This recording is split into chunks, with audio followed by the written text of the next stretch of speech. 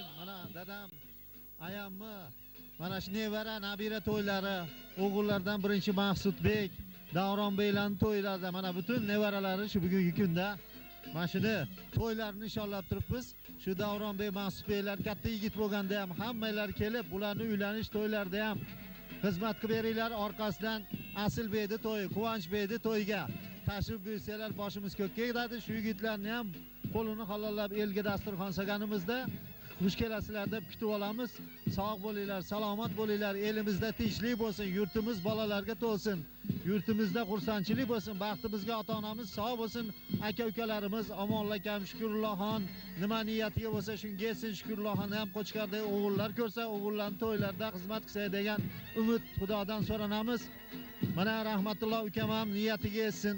Diloramoxon opamiz, Qahramon opamiz baxtimizga sog' salomat bo'lsin.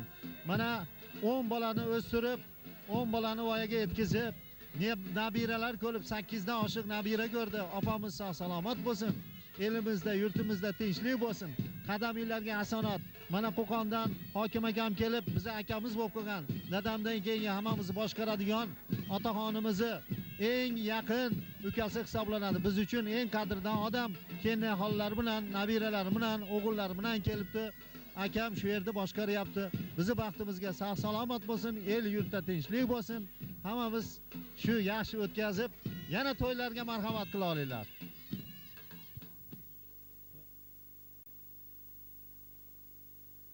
Mana shu qanday bir tilay maqsadlaringiz bo'lsa, shuni bir gapirib qo'ysangiz, mana yoningizda kenni ham turibdi. Yaqinroq. Keling. Yaqinroq. Nima deb gapiraman endi? Bolalarimiz umr ko'rsin, ulug' ko'rsin. Xudoya amakilaridek katta bo'lib ulug'aysin. Yana qo'shaloq to'ylarga yetkizsin. Sog' salomat ota-enasi bekillar bo'lishini tilaydoshiman. Katta bo'lib ulug'ayishlarini, bekami ko'z bo'lishlarini nima tilaydoshiman-da. Shunaqa. Yana kelinim dadamga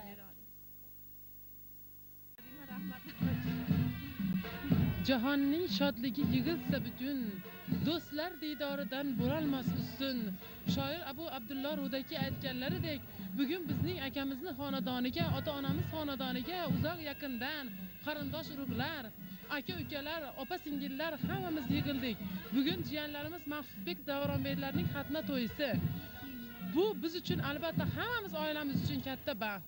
Shu yerga kelgan men bu jiyanlarimga o'zim nomimdan, oilamiz nomidan uzoq umr, sog'lik, salomatlik, kelgusida ota-onalaridek, bizga o'xshagan opa-dadalaridek ulkan obro' egasi bo'lishini, yurtga hokimlar bo'lishini tilayman.